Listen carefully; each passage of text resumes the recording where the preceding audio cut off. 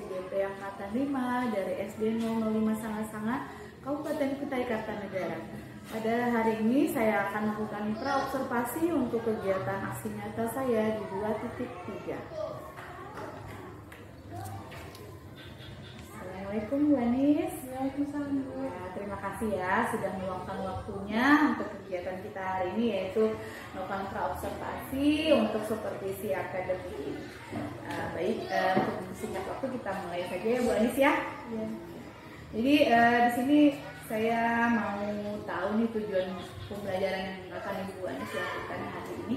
Ya, jadi tujuan pembelajaran yang pengen saya lakukan nanti di kelas itu saya ingin melakukan pembelajaran berdiferensiasi tadi Bu, dan juga melakukan pembelajaran kompetensi sosial emosional. Ya baik, bagus sekali ya Bu Anis ya. Nah, apa yang membuat Bu Anis ingin menerapkan pembelajaran berdiferensiasi dan pembelajaran sosial emosional? Jadi sebelumnya itu saya sudah mencari tahu itu kan pembelajaran berdiferensiasi dan sosial emosional juga, gitu kan. Jadi saya itu pengen menerapkannya di kelas saya gitu Bu. Nah, menurut saya kedua pembelajaran itu penting ya gitu kan, kalau kita terapkan di kelas. Jadi pembelajaran berdiferensiasi itu bisa memfasilitasi kebutuhan siswa saya gitu kan. Jadi saya tuh tahu apa yang sebenarnya mereka butuhkan, apa yang sebenarnya mereka mau, kayak gitu kan Bu. Kemudian untuk yang pembelajaran sosial emosional itu supaya murid-murid di kelas saya itu bisa mengelola emosi mereka. Ya, memang benar ya Bu Anis ya. Jadi di mana pembelajaran sosial emosional dan berdiferensiasi ini sangat penting sekali untuk diterapkan dalam pembelajaran di kelas. Nah, coba Ibu ceritakan bagaimana cara Ibu menerapkannya di kelas nanti pada saat pembelajaran. Ya, jadi sebenarnya saya itu pengen tahu gitu ya, kebutuhan siswa saya itu apa sih di kelas ini, yang mereka mau itu seperti apa gitu kan, supaya mereka itu belajar itu lebih maksimal gitu kan Bu. Nah, jadi saya itu sudah melakukan aksi observasi lah kepada siswa saya gitu kan. Jadi menurut saya itu sebenarnya ada yang belajar itu secara visual, berarti memetakan ya mereka. Dipetakan itu ada yang bisa visual, kemudian ada yang bisa lihat estetik gitu kan. Ada juga yang auditory tadi tuh. Nah, kemudian jadi saya tahu ternyata kalau anak yang kayak gini tuh harus kebutuhannya kayak gini. Jadi saya itu bisa tahu kebutuhan apa yang mereka perlukan. Nah, kemudian untuk melatih kemampuan sosial emosional menurut saya itu saya lebih menekankan itu kepada kesadaran diri dan pengolahan dirinya mereka sendiri Bu. Karena biasanya kalau di kelas itu anak-anak itu ya kurang fokus, kayak gitu kan, kayak nggak semangat. Jadi materi itu susah untuk mereka serap ya. Karena pada dasarnya memang anak-anak kan pada usia mereka itu macam-macam ya. Ada yang bermain, ada yang suka melihat saja, menyimak gitu kan. Nah, baik. Jadi Bu Anis sudah memetakan kebutuhan muridnya melalui observasi yang tadi dikatakan. Kemudian ada visual, ada kinestetik, ada auditory ya. Nah, nantinya ini akan menjadi tujuan pembelajaran ya. Nah, kemudian dalam hal ini Bu Anis ingin mengolah kebutuhan kesadaran diri tadi ya, dan pengolahan diri anak muridnya. Karena memang sering sekali di dalam melakukan pembelajaran mereka itu hadirnya nggak penuh gitu kan, banyak yang tidak konsen seperti itu kan, fokusnya kemana-mana, hilang gitu kan. Nah, ini juga tentu mempengaruhi sih dalam menyerapan materi gitu kan, karena pada dasarnya karena tidak fokus tadi itu ya tadi ya. Nah, kalau begitu nih pasti ada strategi ya, strategi apa yang digunakan Ibu Anis dalam perangkat pembelajaran. Ya, jadi untuk memenuhi kebutuhan siswa ini Bu, kan tadi saya pengennya menerapkan strategi pembelajaran berdiferensiasi. Jadi setelah saya observasi tadi menurut saya ternyata kebutuhannya itu berbeda-beda tadi kan Bu. Iya, betul yang disebutkan tadi ya. Nah, akhirnya saya tuh menyiapkan materi itu melalui berbentuk gambar ataupun video. Iya, dalam video ya. Baik, nah kalau misalnya bagaimana nih cara Ibu menerapkannya lagi yang seperti Bu Anis sebutkan, bisa dijabarkan. Jadi saya tuh pengen menerapkan nanti di kegiatan intinya sih, kegiatan pelajaran itu sih Bu.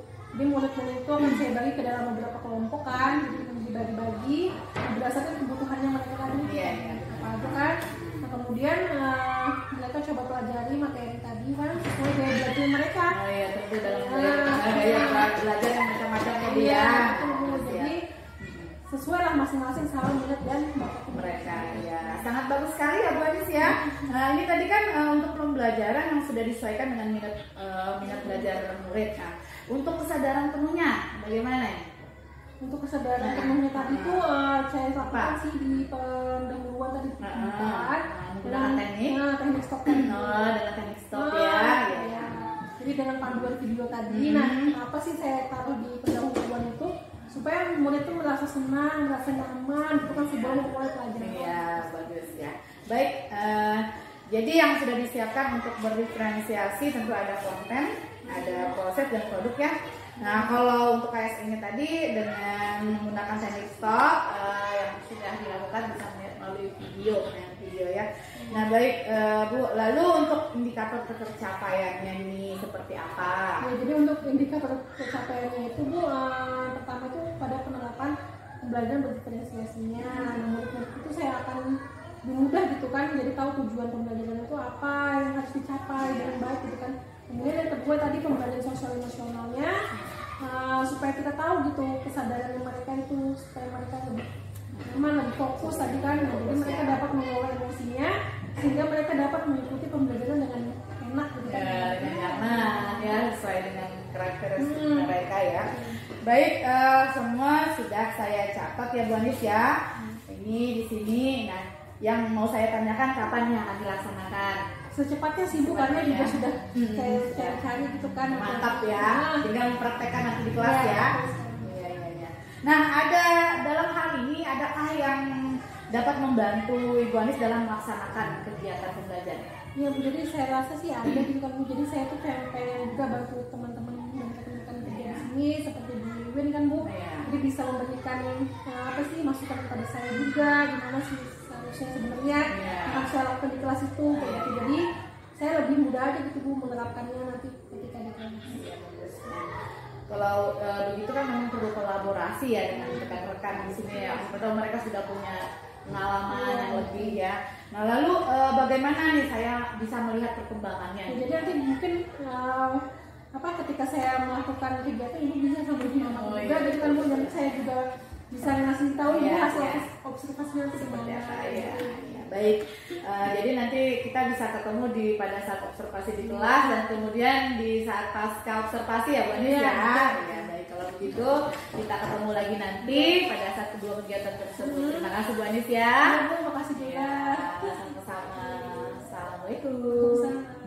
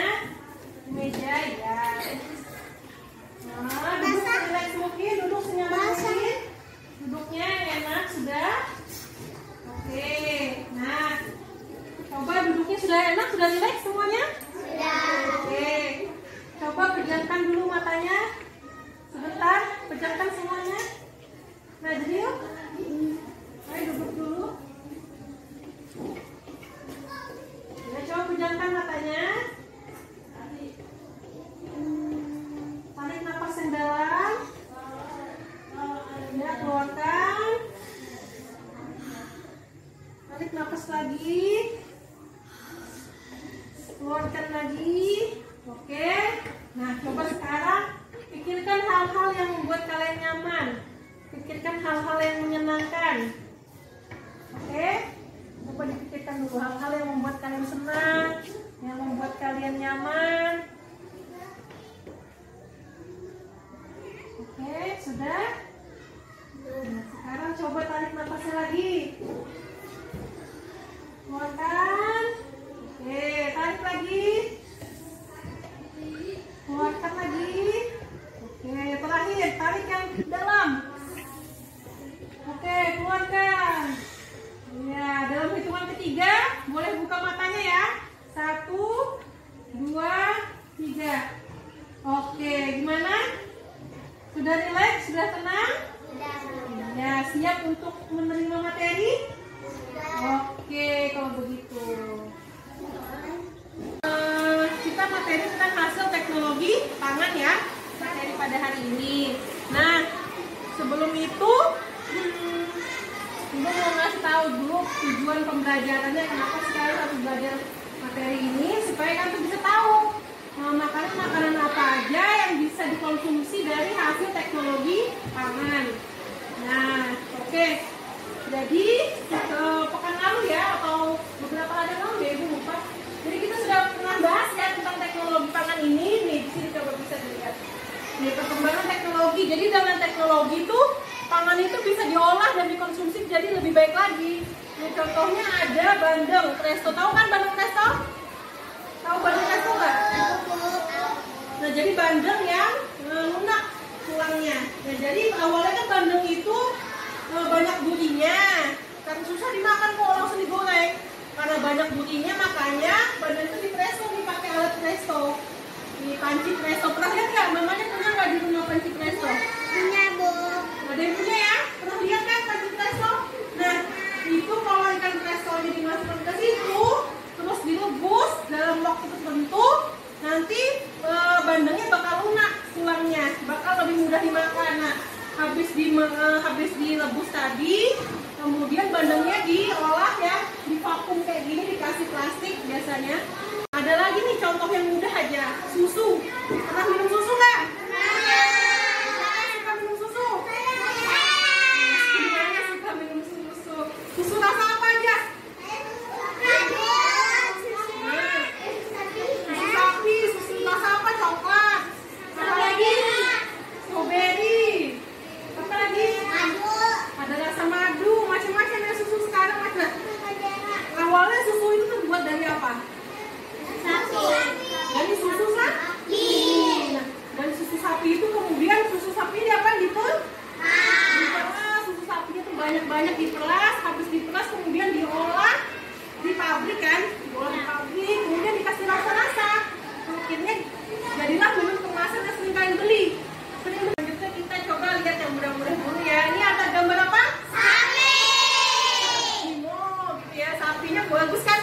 Warnanya hitam putih nih. Oke, sapi itu menghasilkan apa? Susu sapi. Pernah nggak konsumsi susu sapi? Enggak, Bu. Pernah nggak? Belum pernah. Pernah dong ya? Yang sering Rara minum itu pernah minum pamit nggak, Ra?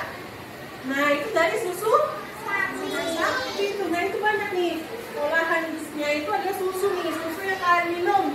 Kalau kalian kaji minum susu, nah itu terbuat biasanya dari susu sapi. Tahu nggak? Susu sapi itu banyak. Tahu kacang kedelai? Kacang kedelai itu yang sering di pasar namanya beli itu, yang kalian buat kemarin tuh yang kacang kedelai. Nah, itu bisa diolah juga tuh. Jadi apa? Jadi tempe dan apa ini? Oke. Jadi iya, kacang kedelai itu bisa diolah jadi tempe, jadi tahu, jadi kecap gitu kan. Kalian pernah makan ya tempe? Suka nggak makan tempe? Iya, nah itu tempe itu terbuat dari kacang kedelai. Nah, tahu juga tuh. Pernah makan tahu? Iya, tahu juga terbuat dari kacang kedelai. Oke, selanjutnya kita diskusi ya berkelompok untuk menentukan nih jenis makanan hasil panen dan makanan hasil teknologi pangannya. Nah, oke, kita buat 3 kelompok aja ya kalau gitu. Oke, silakan cari kelompoknya.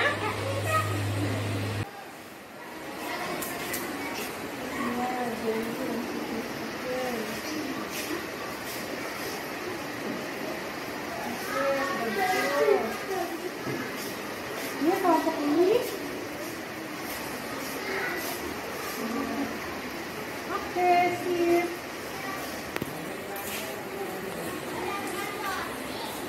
Sudah semua? Oke, kelompok siapa yang mau maju duluan? Oh, kelompok maju. Oke, coba maju ke depan. Rara, Rara sama Najil sama Puput maju. Nanti Rara yang bacakan ya. Oke, maju sini Put. Oke, bacakan ke teman-temannya. Apa? Hasil pangan kacang kedelai. Hasil teknologi pangan adalah ada tahu, tempe, kecap, sari, kedelai. Oke, tepuk tangan dong. Semuanya. Kelompok kedua, ya. Silakan. Siapa yang mau baca? Baca Sinta ya. Oke, coba dengarkan dong teman-temannya. Hasil panen buah jeruk. Hasil teknologi pangan adalah jus jeruk dan jeli rasa jeruk. Oke, tepuk tangan dong. Itu tadi ya hasil diskusi dari teman-temannya. Tadi timnya si Najril ada tahu, ada tempe, ada kecap. Kemudian dari timnya si Sinta tadi ada jus jeruk dan ada jeli jeruk. Oke, tepuk tangan untuk semuanya. Oke, sebelum kita tutup ya materi hari ini, kita refleksi dulu nih. Ada yang tahu masih ingat pembelajaran hari ini apa aja tadi tentang apa? Tentang teknologi pangan. Ya, tentang teknologi pangan. Contohnya apa? Buah jeruk. Buah jeruk. Jadi apa buah jeruknya? Jus jeruk. Jadi jus jeruk. Terus apa lagi? Anggur. Apa Gil? Tadi kedelai jadi apa Gil? Kedelai jadi Kecap. jadi kecap. Apa lagi? Jadi tempe. Tempe. Jadi Oke. tahu. Semuanya jadi tahu. Oke, betul semuanya ya. Jadi materi kita hari ini tentang teknologi pangan ya. Oh, ternyata makanan-makanan itu bisa diolah dan dibuat menggunakan teknologi supaya makanan itu lebih higienis, lebih awet dan lebih enak rasanya. Kayak gitu kan ya. Oke, untuk pembelajaran hari ini insya Allah selesai ya. Nah, sebelum itu, marilah kita berdoa ya, kita tutup ya untuk pembelajaran hari ini. Silakan siapa.